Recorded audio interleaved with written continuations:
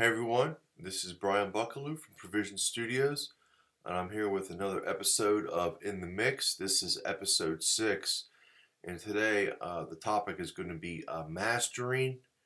We'll be mastering inside of Pro Tools, and we're going to start from scratch. And some of the mastering videos I've done previous to this one, I have started where a session has already been populated with either the stereo track that I'm mastering, even buses already put in with effects on them, and I'm just going through showing you kind of why I'm using certain effects. So a lot of the emails and comments I'm getting on my videos is, hey, could you start from the beginning of the process and show us how you build your mastering session step by step. So that's the purpose of today's video, and I'm calling it Mastering from Scratch. Alright, so you can see right here I have a blank Pro Tools session, and obviously the first thing I'm going to do is I'm going to import an audio file.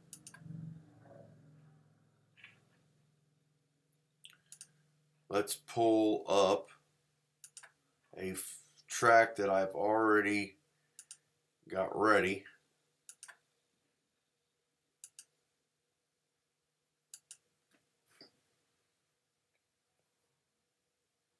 It's importing now. Make that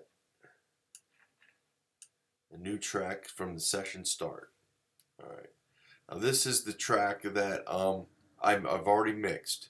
It hit all of my peak levels where I wanted to get my sweet spot. It had all of my necessary loudness that I wanted to achieve, and my dynamic range was where I wanted it as well. All that was done in the mixing phase. And mastering now, I'm just going in and I'm looking for problem areas that I can fix with EQ.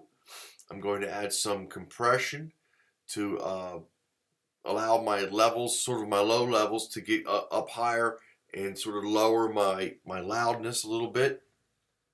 And then finally, I'm going to add a limiter that is going to bring my entire track up to a commercially viable level. So it'll, when you hear it, let's say it's on Spotify or iTunes or even on CD, if you listen to it before or after another commercially released track, you're not going to sit there and say to yourself, well, why doesn't it sound as loud as this? Or why doesn't it have that kind of sheen that I hear on this other commercially released track? That's what I'm going to achieve today in this mastering phase. Also, I will be adding dithering or dither to the process. I'll explain that a little bit as well when we get into that stage of it, so you guys can understand why you would want to do it and when you would want to do it. Alright, for right now, let me switch over. Since we already see the track here, I'm going to be working primarily here in the mix window. So you can see we have our main track here. The input is insufficient, or is insignificant rather. It's it bears no, it has no bearing on what we're doing today. The output is significant because we will be routing our stereo track into a a submix, which is a auxiliary stereo track. I'll show you that here. After you have imported your initial audio track that you want to master, you create a new stereo aux track. And I'm going to do this one track at a time so that there's no confusion. Alright, and here it goes. It puts it right after the track I had selected. Alright, the way I like to work is I like to always name my tracks before I do anything. That way there's no confusion on my end. I'm going to simply call this submix. I'm working on a Mac, so I'm going to command click the solo. So now this is solo saved. So if, regardless of what I do, the audio is always going to pass through this channel here because I have hit the solo save So if I hit solo here and I have this routed into the submix bus and this is not solo safed, I'm not going to hear anything. Solo safing allows the audio to pass through to this track regardless of what I've soloed, as long as that audio is passing into it.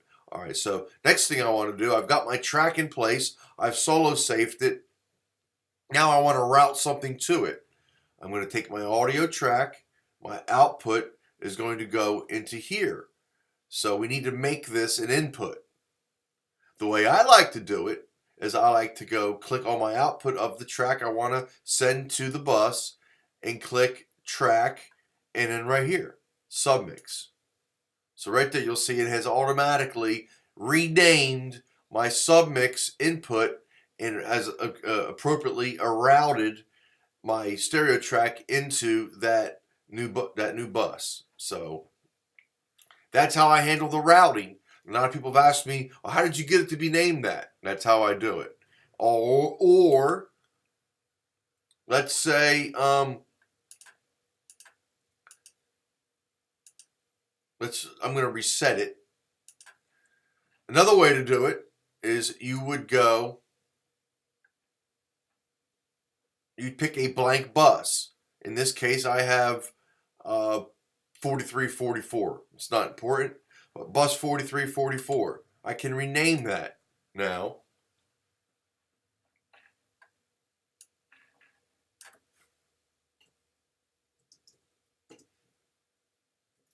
Submix. So you can see I've accomplished the same thing. Now I can route this to my submix. To me, using the track and then selecting the track method is much quicker. But I wanted to show you this way as well so you can understand exactly what was happening. All right. Next thing we want to do is we want to create a master fader. Same process. I'm going to go Control-Shift-N is the shortcut. I'm going to create a stereo master fader. Here's my master bus. For whatever reason, I like to call my master buses master, MST. That works for me. The output of the submix is going into the master fader. You can see it matches here. And that is going to run audio through this master fader. All right. So we've got the stereo track is coming into this channel strip, running into our submix. The submix is passing the audio through it out to the master output, which is our master fader. So now we are ready to have playback. Oh Lord, my God. And for the purposes of mastering today, I'm going to go to the loudest part of the song. There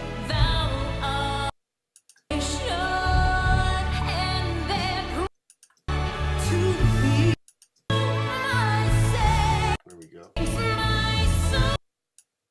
So I'm going to be working mainly in this area here.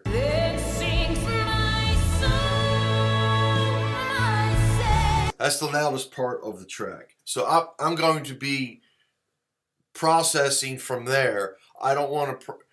I don't want to say I don't want to process the rest of the track, but I'm going to focus on this loud part. I'm going to get my level up, and then I'm going to start playing through the track over and over again. I may sit here and just let the track play 2 or 3 times before I even do anything. But ultimately, one of the first things I'm going to want to do is get my level up to a commercially viable level. And the way that you do that properly is you have to find out how much you have to increase it to get to that level. A great metering plugin that I use is called Levels. And I'm going to put this on my master fader. It's by 29 Palms. Again, it's called Levels. And here it is. This is going to show me my headroom. It gives me dynamic range.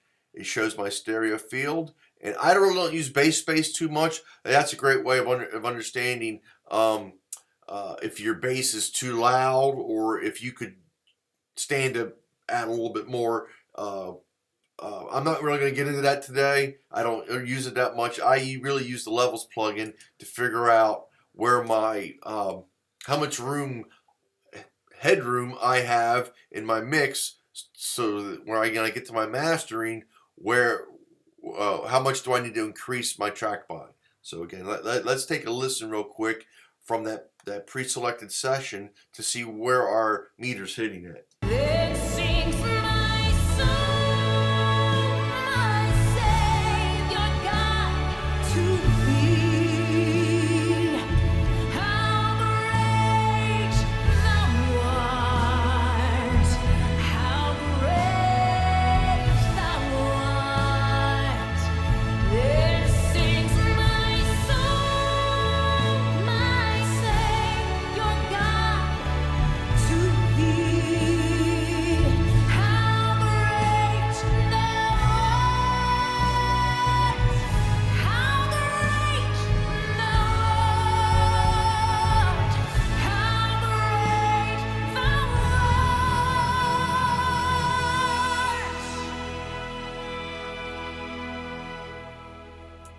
How great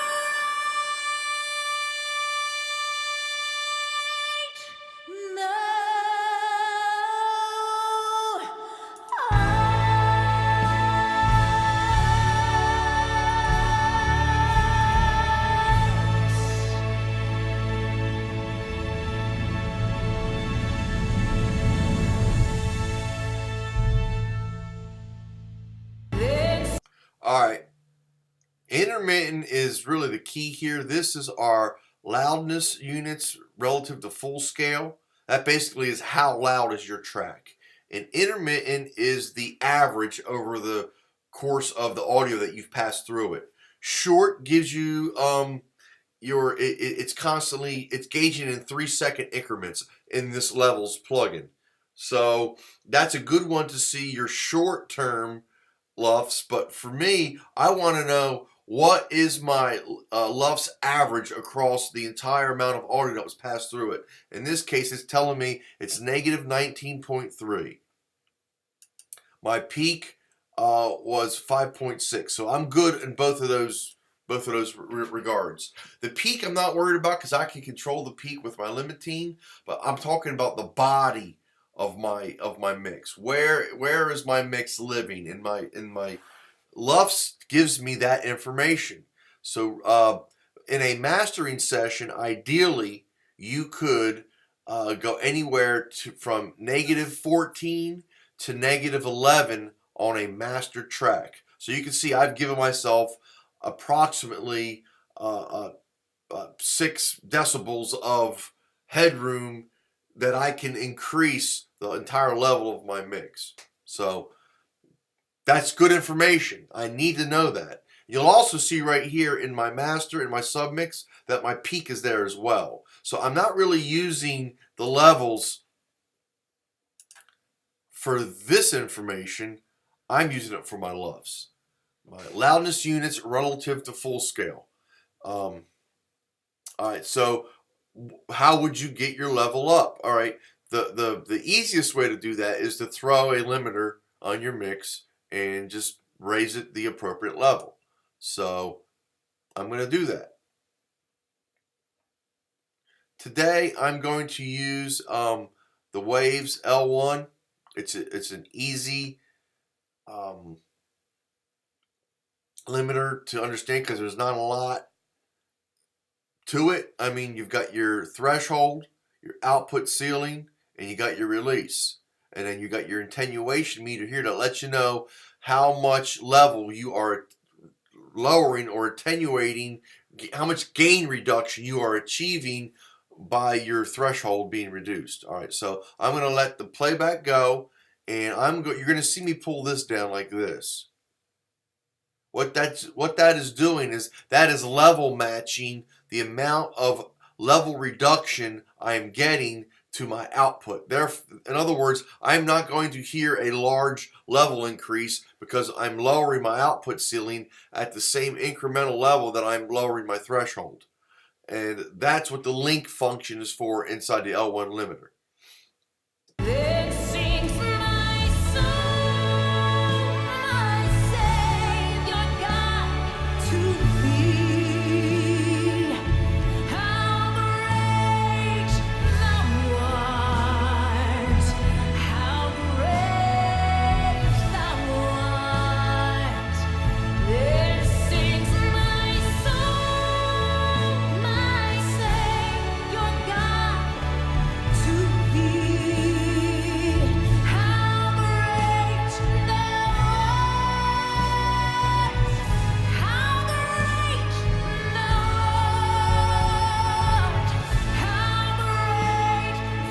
thou art! How great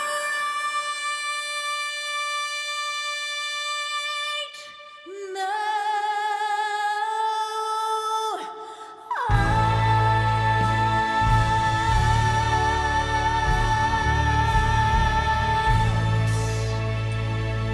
All right, that looked like my attenuation was going around 2 to 3, so that's not bad at all. Now I'm going to hit my target output ceiling. For iTunes, the mastered for iTunes label to be put on your track, they don't want anything over -1 dB, so you can go anywhere from -1.5 to -1 dB relative to full scale. You can also, if you know you are going to CD, you can boost that up -3 or -0.3, -0.5. It all depends on where you're going with the track. And this is going to change depending on the medium that you know that you're delivering the track to. So you should have multiple mixes. You should never master for one thing. You should know that, hey, especially nowadays, there's so many different ways that your song potentially can be streamed or played on, and each one has a different level that is required or maximizes it for that medium. So this is really where you're going to get your track to fit into a certain medium that you're going to want to have it performed or played on. For today's example, I'm going to say we're going for iTunes, and I'm going to put this at -1. All right, I'm going to play this back, and you're going to hear the difference in level because I've just pretty much increased it 8.5 dB. Then sings my soul, my Savior God, to thee. How great thou art! How great thou art!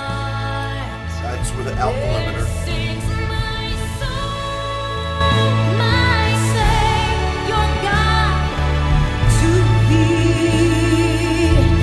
All right, so we got our level where we need it to be. We're hitting -1 on our levels here on our master fader. So we know that what we're seeing here by our limiter is being represented inside our metering of our master fader. So we're good there. Next thing we can start doing is we can start looking at our mix, and we can start trying to go in and listen for any problem areas. We can work with our compression to try to lower some of those peaks. That'll help make our level allowed to get even louder. So there's certain things there that we can achieve to get even more volume out of our track. First off, let's start with an EQ. And today I'm going to use the standard EQ, the EQ3 that comes with Pro Tools. This is a stock plugin. This is something that if you have Pro Tools, this plugin is currently on your computer. All right, and we are going to set our limiter up so that it's always sort of in our view. I'm going to keep it right here, and then I'm going to periodically turn it on and off. So you guys are going to hear a level increase. It's going to go up and down. I'm listening for the difference I'm making pre and post limiter. In other words, I want to make sure that some of the EQ moves I'm making, for one, isn't falsely coloring the track. In other words, I'm not getting a false representation or a perception of what I'm doing. And also, I want to make sure that if, let's say that I take I do a boost on something, which I probably won't. I'm repairing, or I'm trying to sweeten now. So broad moves. If I'm having to do any broad moves, I probably need to go back to the mix. Anyway, the point I'm making is if I make any moves, it's going to affect what's going into the limiter. So I have to remain cognizant of what I'm doing through each step. Everything I do is going to affect something that is happening later. So let's reset this. Let's take this back to 0. All right, so now I'm going to allow audio to pass through the EQ, and I'm going to listen to see if there's anything I can do that would enhance what's there. It sings my soul, my Savior God, to thee. How great thou art! How great thou art! It sings my soul, my Savior God, to thee. How great thou art! How great thou art! How great thou art! How great thou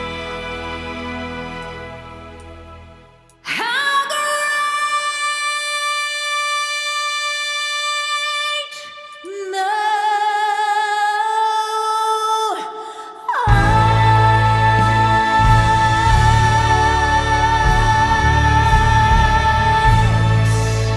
Then sings my soul, my Savior God, to thee. How great thou art! How great thou art! Then sings my soul, my Savior God, to thee. How great thou art! How great thou art! How great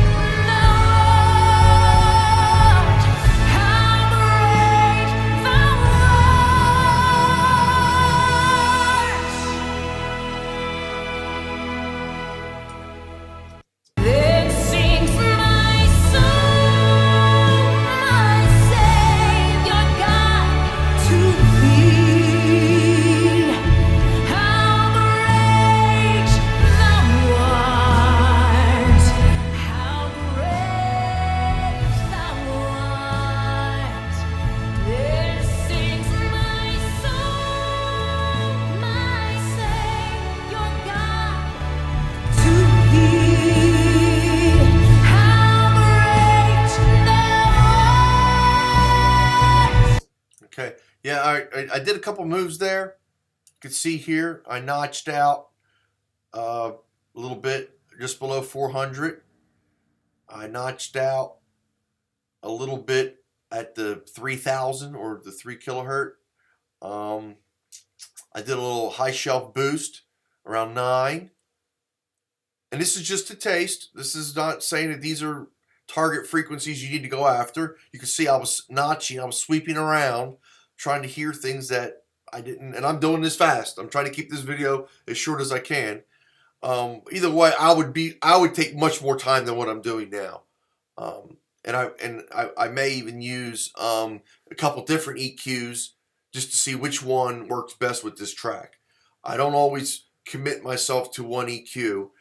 I try to find the one that works best with the style of music, the mix that was provided, and other factors. But in this case, I'm just trying to show you the general idea of what I would do. So I also did a little boost down here. I also did a high-pass filter, which isn't something I always would do, and I may even turn it up a little more, depending on, again, how it was mixed. I may not use it at all. Again, it's all to taste.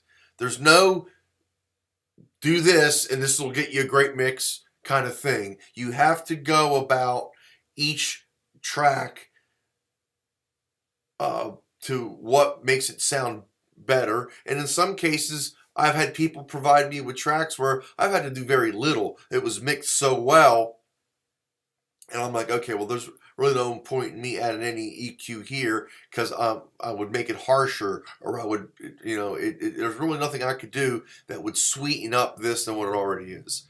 In this case, I mixed this track, so these are just little things that I'm hearing now that I'm like, yeah, I could make this sound a little bit better by doing this. All right.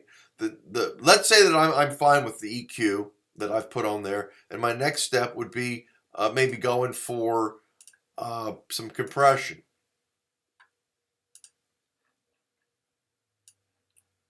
I'm going to use the same compressor that came with your DAW of Pro Tools, if that's what you're using today. This is the stock compressor that comes with Pro Tools. And what I like to do a lot is I like to start out with a preset. And what I'll do then is that I'll dial that preset in to my track. All right, so I normally start with the gentle limiting feature, and then I start making the adjustments to where it works with my track.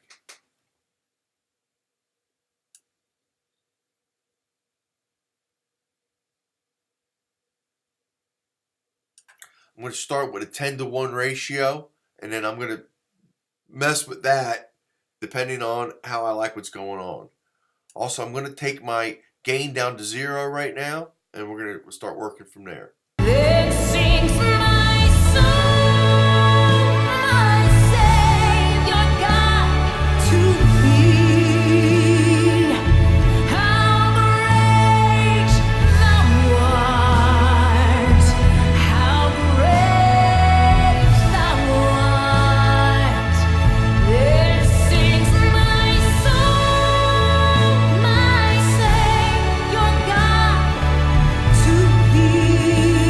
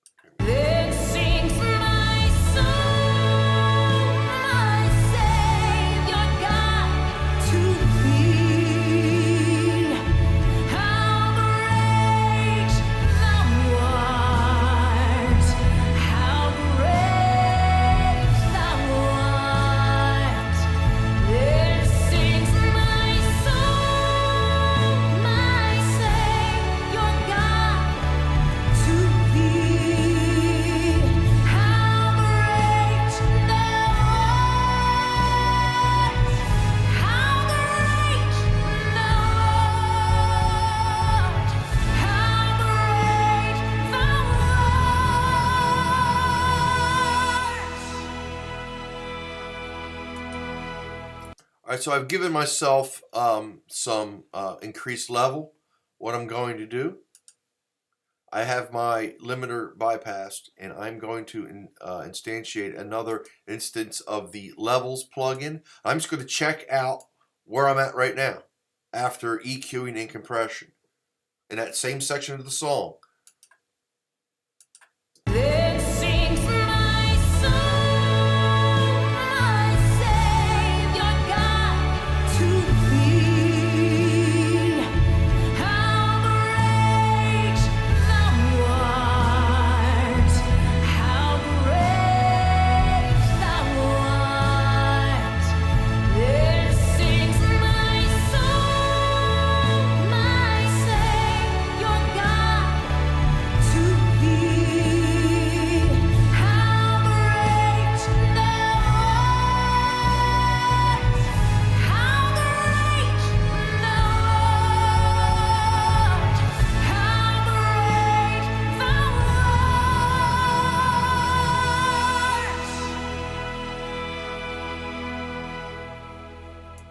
How great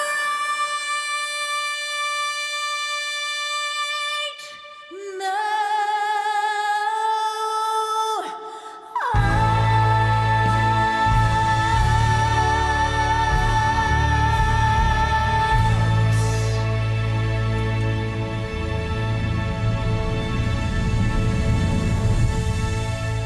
All right, so what we've done there is you'll see our peak, we've dropped it down 0.3 dB. So our peaks are not hitting as high, and we have increased the overall level of our track by almost 3 dB.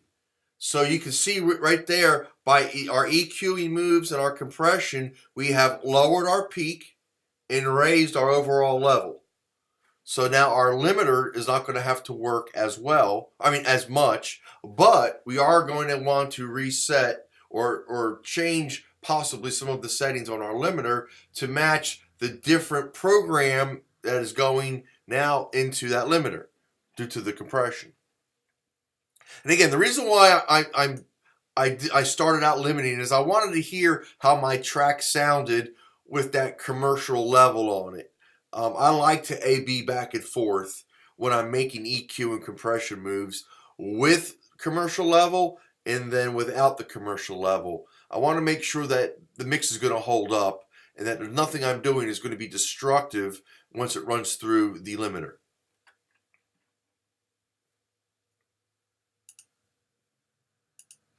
All right. I'm going to have both of these remain up. I'm going back to the limiter now, and I'm going to, we were at negative 8.5, and I'm going to start again by pulling the link down as I pass the audio through it to get the kind of where I want it to get my attenuation to be at. So now the limiter has been reset. Then sings my soul, my Savior God, to thee.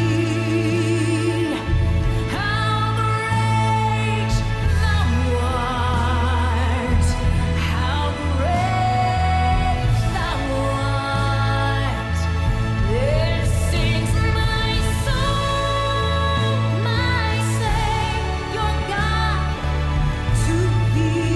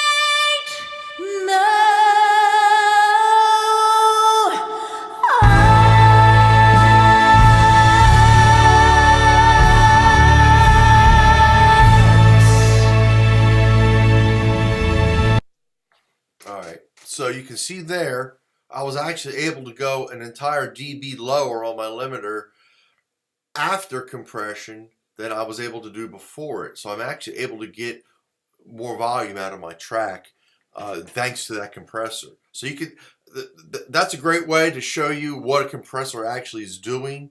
It is lowering my peaks and increasing the overall level of my track. It's raising the entire level of the track while keeping my peaks from raising as well, which allows a limiter to not, you don't have to set the threshold so high on a limiter. So you're actually you're winning there by using that compressor. I know the L1 isn't a stock plug-in for Pro Tools, but I really like using it. It's simple to me. I understand how it works. It makes sense to me. It doesn't color my track, which is kind of what I like to achieve with my EQ and my compression.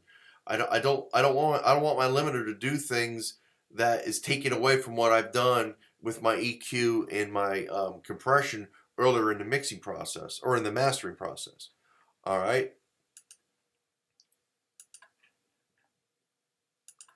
After, let's say I've got everything set the way I want it, and I'm liking what is going on in my mastering session. The final thing you would do is you would add dithering to your track.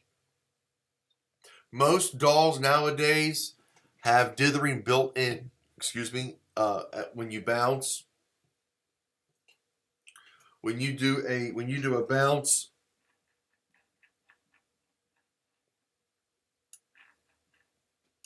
let's say I'm going to an MP3. In most cases,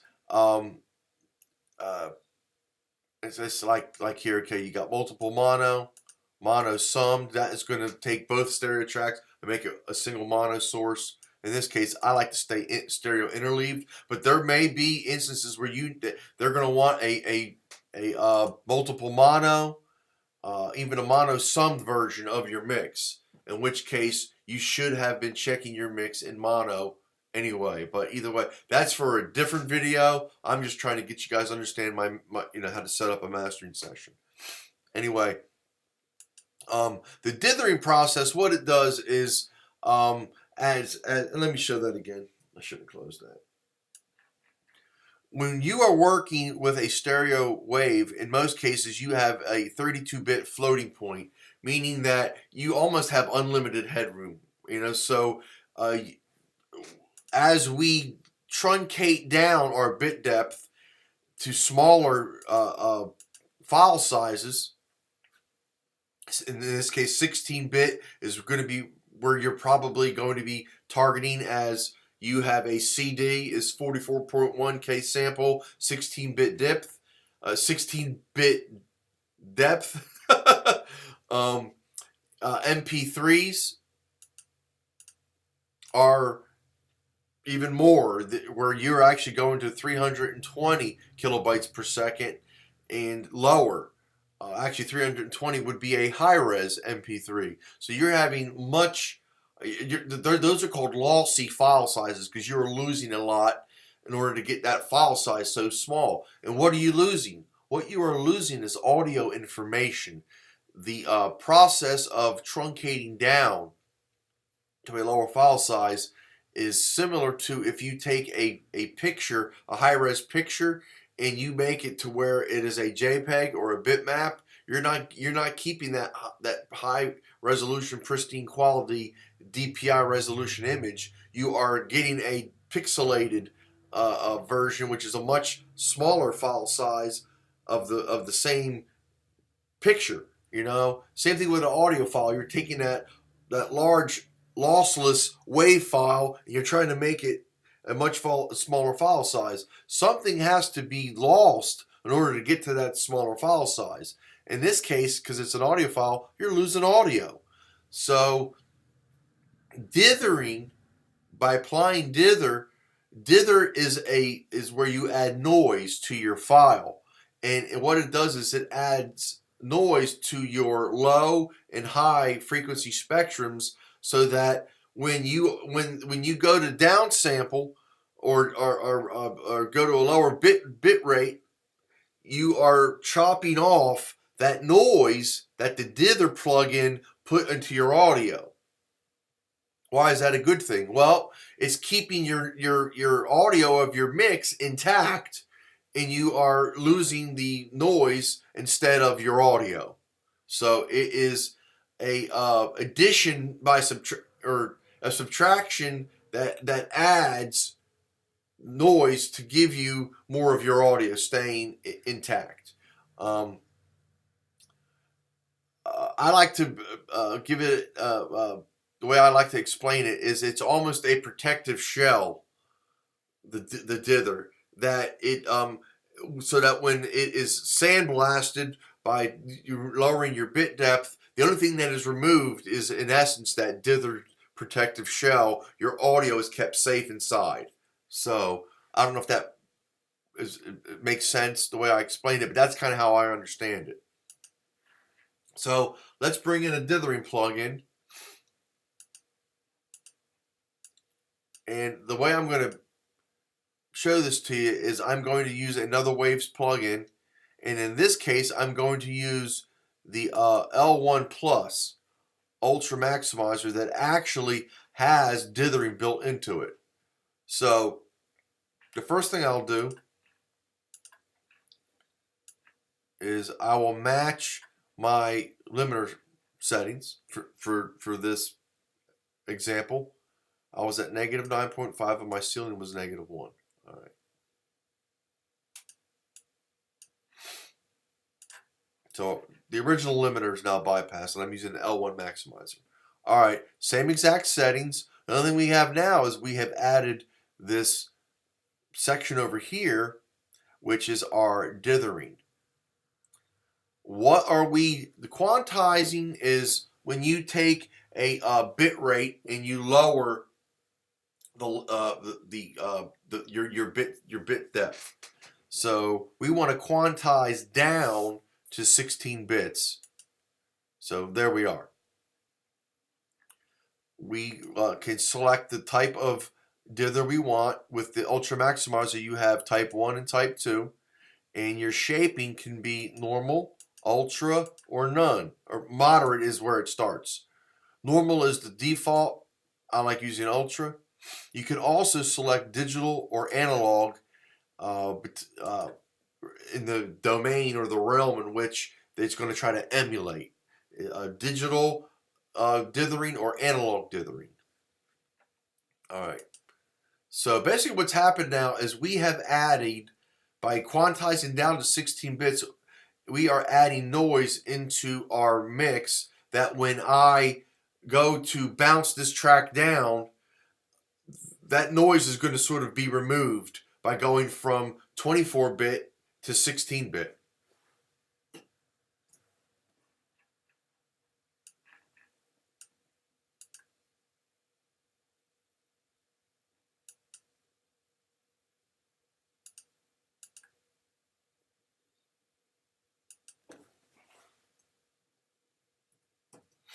So that this will create for me, out of my stereo bus right here, an MP3, a stereo interleaved MP3 of my mastered mix.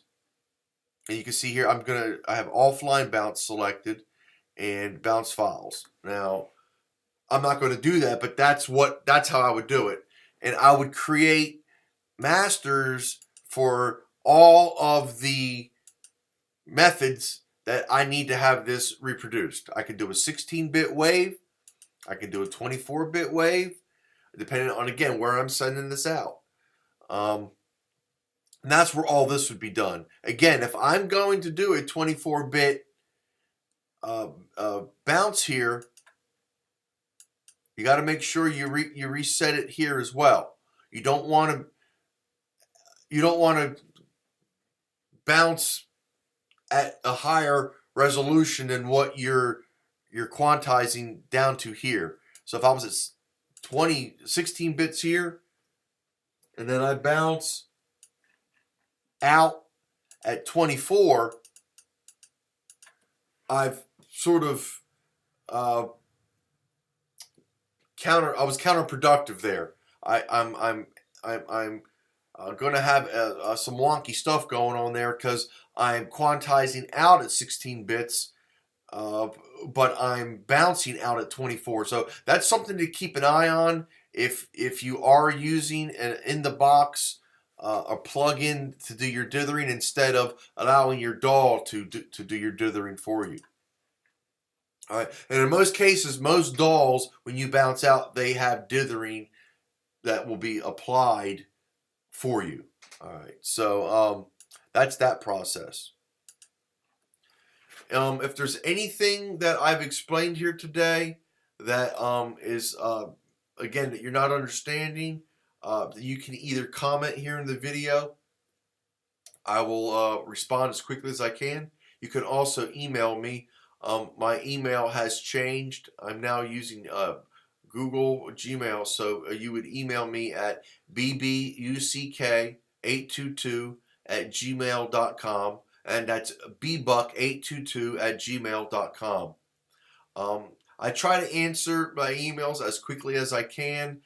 I get a lot of comments and videos or video responses through my email. So I try to get to them as quickly as I can. So if you email me and I don't get back to you in a couple days, it doesn't mean that I don't, I'm not trying to get to you. It just means that there's other things going on that's keeping me from being able to respond back to you as quickly as I would like to. So either way, thank you for watching. I'm also now opening up my my PayPal for any donations you guys would love to give to me.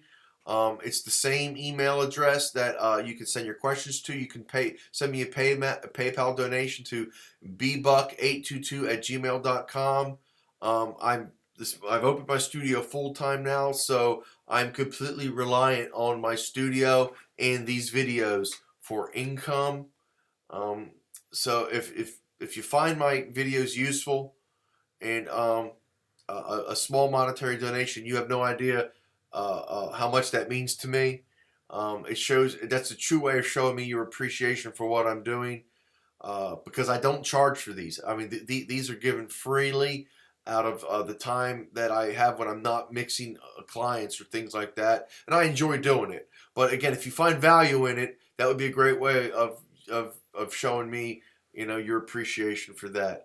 You don't have to. I'm not asking you to. It's just I'm making mention of that now. Thank you all for your subscriptions to my YouTube channel. It means a lot. As my community continues to grow, it lets me know that I am doing the right thing. I am doing this the right way. That means something to you guys. And if there's anything that you would like to see, please email me or let me know in the comments. I have a slew of videos I'm getting ready to do that is in direct response to your requests. So let me know if there's anything else you'd like to see, and I'll get right on it. God bless. I hope you guys have a great summer. Bye-bye.